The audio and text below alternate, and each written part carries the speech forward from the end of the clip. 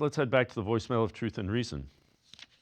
Hey, love the show. So if the Browns don't get a quarterback in the top of the draft, do you see them taking a quarterback at all in this draft? And how far do you think the Deshaun Watson trade has set the franchise back? Or do you think it's Jimmy Haslam to set him back because he's the one who made him make that trade happen? So I'm just curious, do you see them drafting a quarterback at all? And if they don't get a top quarterback, who do you see them looking at, like, style-wise later in the draft? And we know that the Deshaun Watson trade set us back, but how far did it set us back? Go Browns. Woo, woo, woo. As always, appreciate all of the voicemails. Jeff, it's an interesting question. Yes, they're going to draft a quarterback. They may draft two quarterbacks because I think we've seen enough of DTR to know, he needs to be a lot better. As far as how far look, I liked the trade when they made it. They swang big and they missed on the Deshaun Watson. Probably set them back a little bit because you traded three first-round picks. Send back a couple of years without question.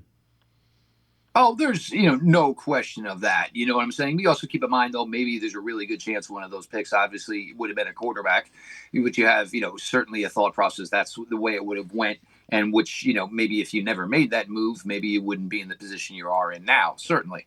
But, again, look, you can't go basically back and, unspill the milk, so to speak.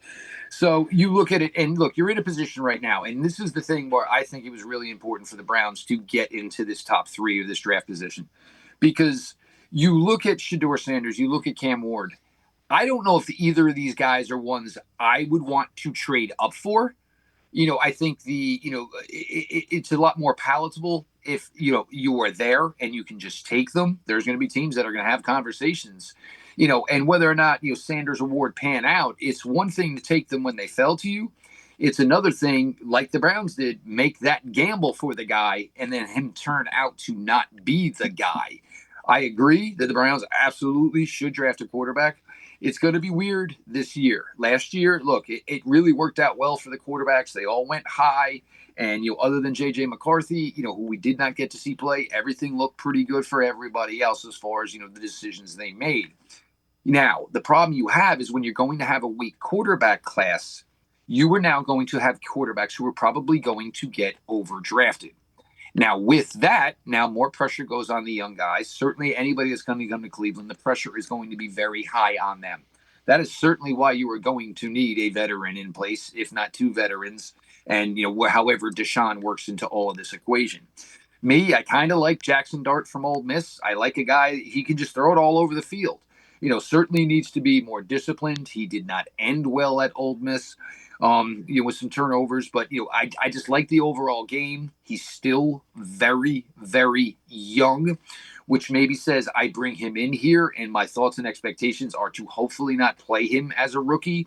I want him to, digest. I want him to learn everything. It's not normally a route I would go with most quarterbacks. I don't know how much you actually learn by not playing, but the fact that he is just 21 and I believe he'll be 21 when he's drafted, and now when we're getting to these quarterbacks for 4, minimum 5 years, if not more, you look at that. But yeah, I want a guy that's at least shown he can complete passes. Dart has a nice complete percentage, a lot of yards, touchdown passes. That's the guy I'm looking at. But my concern certainly with this class is with any of these quarterbacks, once you get past those top two, they're going to go higher than you think just because it's quarterbacks and everybody, is kind of in a position like the Browns. Everybody always needs quarterbacks. Jalen Milroe is definitely a wild card here yet. We don't really have anything from Jalen Milroe one way or the other. He's at a school like Alabama, and Alabama could easily hand over some serious money to somebody in the portal or, one of those things where, maybe Jalen Milroe makes a decision and it's not truly his decisions. Maybe, you don't ever want to see a kid go pro because, he had to, because maybe they've given his job away, which is certainly things that are going to happen nowadays in the NCAA. But this class, it's just not there as far as numbers. It's not extremely deep. And when I say deep, even just a lot of quarterbacks, it's just not really there this year. So, look, I mean, obviously the diligence has been put into Shedeur Sanders to this point and Cam Ward to this point. The question is, do you like them or do you love them? And, that ultimately what it would come down to. Me, personally, I wouldn't be stunned if the Browns just say, let's get in this room what we can. Veteran, a later pick, maybe a Jackson Dart, trade out of 3.